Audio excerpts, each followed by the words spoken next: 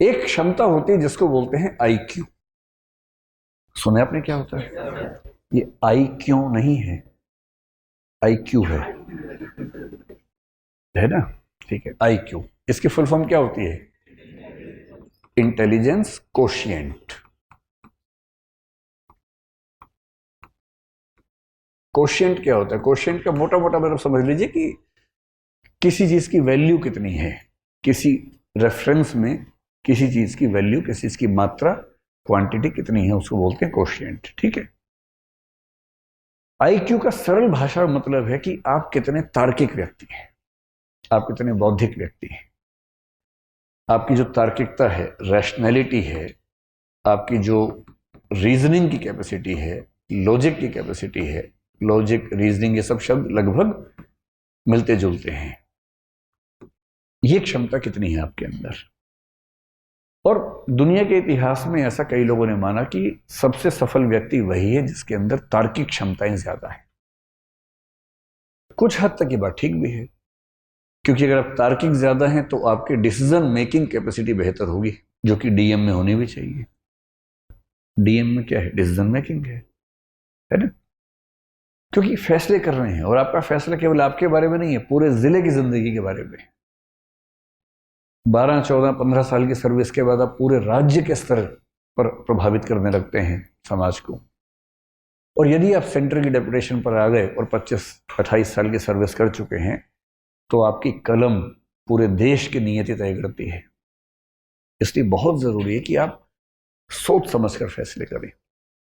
आपका चीजों को समझने का, फैसला करने का जो प्रोसेस है, उसमें जो तटस्थता चाहिए, ऑब्जेक्टिविटी चाहिए, वो एकदम ठीक हो। ऑब्जेक्टिविटी का मतलब है कि आप फैसले इसलिए नहीं करते कि आपका मूड अच्छा नहीं था, आपकी विचारधारा ये है, आपके मन में ये भावना आ गई अचानक, नहीं।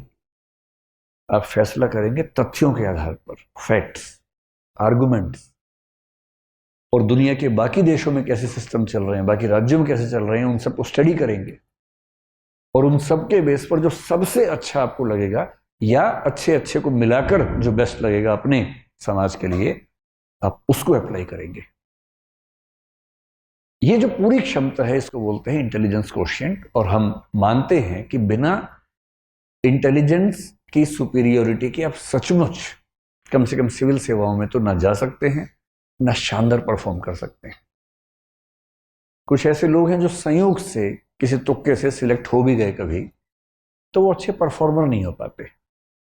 आप एक जिला ठीक से नहीं संभालेंगे, एक दुर्घटना करवा देंगे, तो आपको अगला जिला मिलेगा ही नहीं।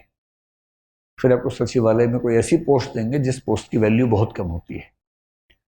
और आईएएस आईपीएस के हर सर्विस में कुछ ऐसी पोस्ट रखी जाती हैं ताकि ऐसे लोग जो सरकार के साथ संगति में नहीं है या जिनकी कॉम्पिटेंस कम है, उन्हें वहां सेट कर दें। वो केस ना कर सके कि मुझे मेरे पद के अनुसार नहीं कुछ दिया गया, तो उनके लेवल पे पद बना के रखते हैं शंटिंग करने के लिए कि चुपचाप यहाँ बैठे रहो, नुकसान मत करो कम से कम। आईक्यू अच्छा होना किसके लिए जरूरी है? जैसे अगर आपको फिलोसफर बनना हो तो बहुत अच्छे आईक्यू के बिना नहीं बन सकते।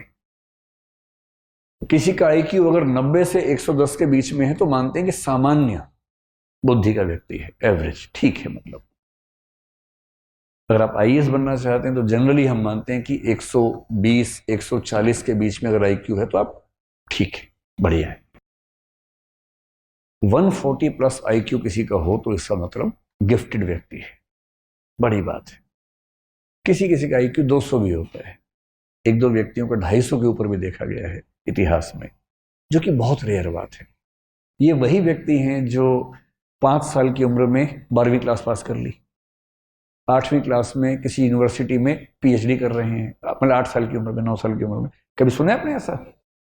ये वो बच्चे हैं कि 8-9 साल की उम्र में उनके दिमाग का इतना विकास हो चुका है कि, जैसे एक बच्चे की कहानी में पढ़ रहा था, शायद अमेरिका यूरोप में किसी देश में था वो बच्चा, तो उसकी उम्र थी शायद 5-6 साल के आसपास।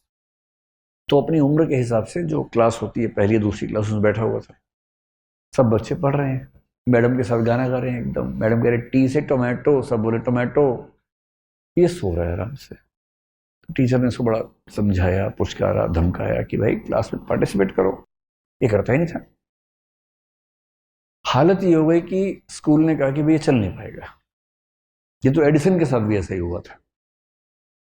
और बाद में जब टेस्ट किया उस बच्चे का आईक्यू निकला 200 के आसपास, और तब पता लगा कि उस बच्चे का मेंटल लेवल 10वीं क्लास का हो चुका था, बिठाया था पहली क्लास में। आप बता रहे टी टोमेटो, उसका दिमाग जोमेटो भी सीख चुका है। जैसे उसको 10वीं क्लास में भेजा, मतलब वो 1 साल का क्लास जो है वो 1 महीने में आराम से कर लेता था। 8-10 साल की उम्र में यूनिवर्सिटी में चला गया, 12-15 में प्रोफेसर बन गया। अब है ऐसा आईक्यू तो क्या करें, किसी किसी का होता है। और आईक्यू में दिक्कत यह है कि आईक्यू हमारे चाहने से नहीं बढ़ेगा। आईक्यू में बड़ी मात्रा इस बात की है कि आपको जेनेटिकली, बायोलॉजिकली कितना आईक्यू मिला। हाँ, एक रेंज के अंदर थोड़ा बहुत हम कोशिश से बढ़ा सकते हैं, लेकिन अभूतपूर्व परिवर्तन उसमें करना चाहें, आमूलचूल बदलाव करना चाहें तो नहीं कर सकते।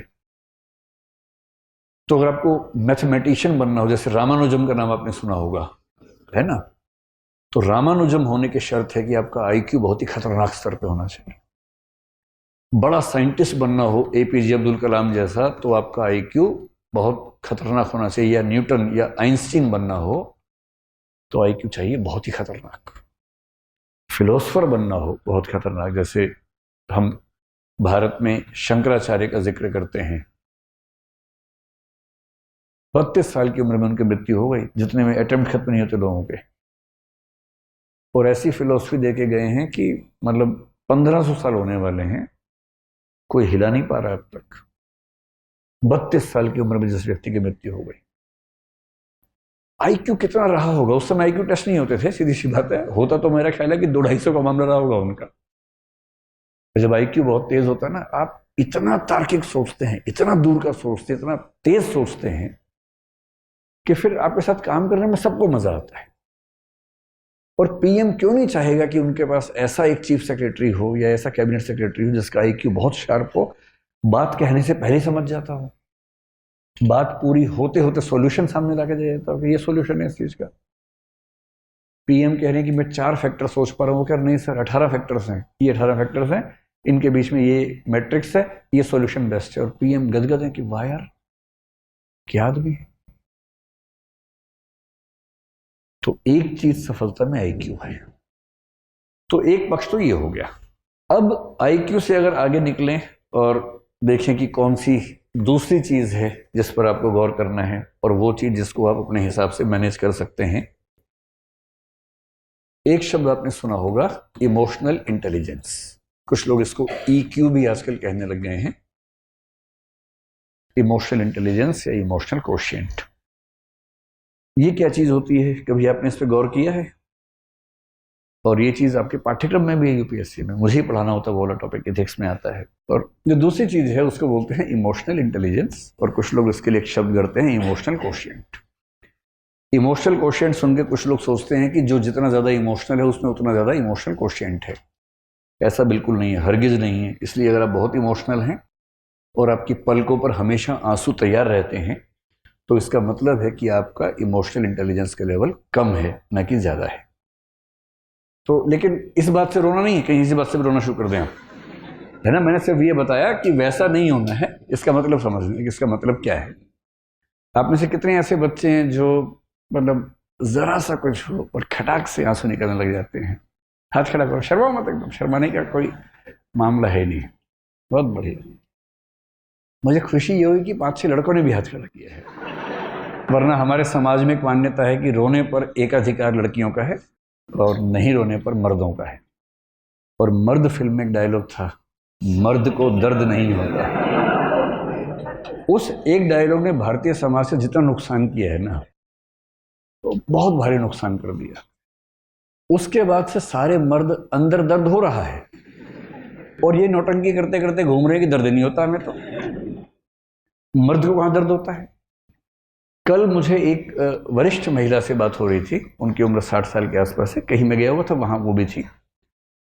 तो उन्होंने मुझे बताया कि जो मेरा बेटा है वो आपका बहुत बड़ा प्रशंसक है। मैंने कहा जी शुक्रिया। तो आज वो, उसे पता होता कि आप आने वाले, मैं उसको लेके आती, आज वो आया नहीं। मैंने कहा जी कोई बात नहीं, फिर मिल लेंगे, ऐसा क्या है। तो बोली बड़ा मजबूत बच्चा है, कभी रोता नहीं है। अब मुझे लगा मैं ज्ञान दूं या ना दूं इस समय, क्योंकि अब आप शादी ब्याह में जाके ज्ञान देने लगे, लोग फिर ना भगा देते हैं वहाँ से। और खाना भी नहीं खाया था उस समय तक मैंने, बिना खाना खाए भगा देते तो बड़ा नुकसान हो जाता। शादी ब्याह में आदमी क्यों जाता है बेसिकली? दूल्हा दुल्हन कौन देखता है वहाँ पर? उन्हें कोई पूछता तक नहीं उनको, तो वो तो हम तो पहचानते भी नहीं कौन दूल्हा कौन दुल्हन है, नाम भी नहीं याद रहता है, खाना याद रहता है क्या क्या था खाने में। तो मैंने फिर बहुत सोच समझ के कहा कि जी अच्छी बात है।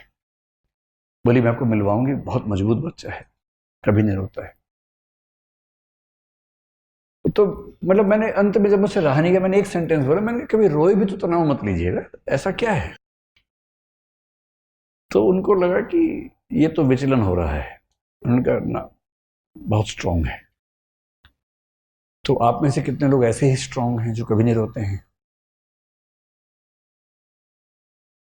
तो आप लोग स्ट्रांग नहीं हैं, आप लोग मुर्दा हैं दरअसल, है ना?